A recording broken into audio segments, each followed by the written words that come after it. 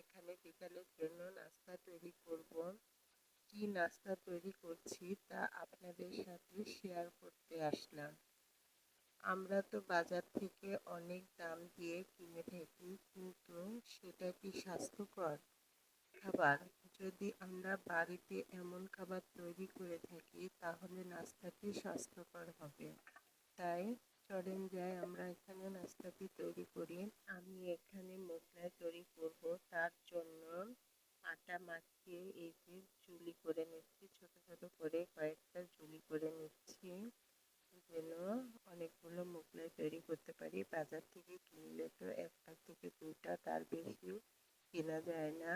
তবে বাসাতেই যদি আমি এমন করে অনেকগুলো বানাই নিই তাহলে নিজেরাও খেয়ে শান্তি পাওয়া যায়, আবার এটা স্বাস্থ্যকরও হয়।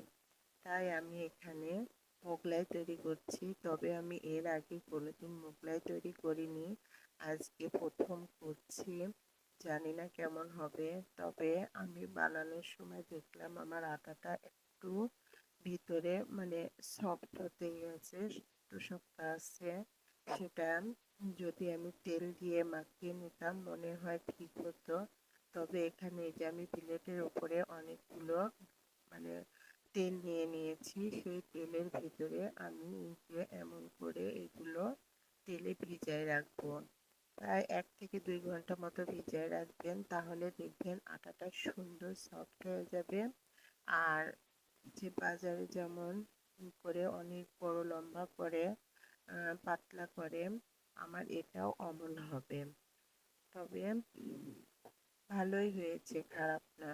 আর আমি যে মোগলাই তৈরি করব তার ভেতরে যে ডিমের পুরটা দিব, সেই ডিমটাই আমি এখানে পেঁয়াজ মরিচ দিয়ে মাখিয়ে নিলাম, কারণ এটা ওরা ডিমের উপর ছেড়ে দিয়ে করে, কিন্তু আমি এখানে একেবারেই করে নিলাম, কারণ কতবার কত ডিম করে দেওয়া যায়।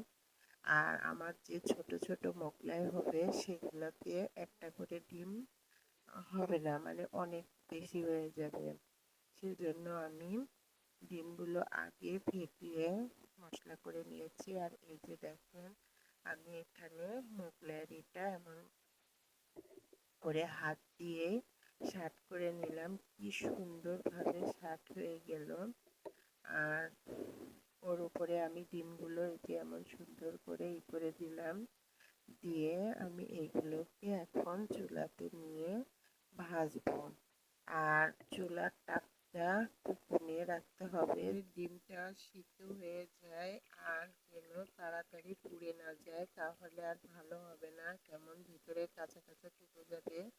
তাই এটা আস্তে আস্তে ভেজে নিতে হবে। এখানে আমি অল্প তেলে ভেজেছি, এরা বেশি তেলে ভাজতে পারেন, তাতে সমস্যা নেই। আমি এখানে অল্প তেলে ভেজেছি বলে যে খারাপ হয়েছে তা কিন্তু নয়, খুবই সুন্দর হয়েছে এবং খেতেও সুস্বাদু হয়েছে।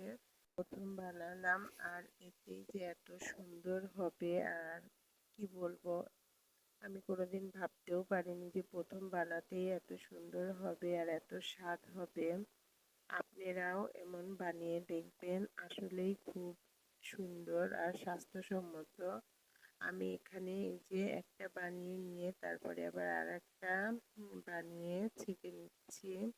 আর আপনাদের কাছে কেমন লাগলো একটু লাইক করবেন, কমেন্ট করবেন আর জানাবেন। আর যদি ভালো লেগে থাকে তাহলে শেয়ার করে দিবেন। এই যে এখানে আমি অনেকগুলো মোগলাই বানিয়ে নিয়েছি, কেমন হয়েছে, সুন্দর না? আর এখানে আমি এই যে গরম গরম মোগলাইগুলো কাটতে লেগে হাত দিয়ে ধরে কাটতে পারছি না, আর ছুরিটাও ছোট হয়েছে আর মোগলাইগুলোও গরম, অনেক কাটতে কষ্ট হয়েছে। তবুও কি আমি নতুন বানিয়েছি আর এত সুন্দর স্বাদ হয়েছে, আমার কাছে তো খুবই ভালো লাগছে। আপনাদের কাছেও ভালো লাগবে, দেখে বলুন তো কেমন হয়েছে। দারুণ হয়েছে না? তো আর কি, আজকের মতো এখানেই রাখলাম। আল্লাহ হাফেজ।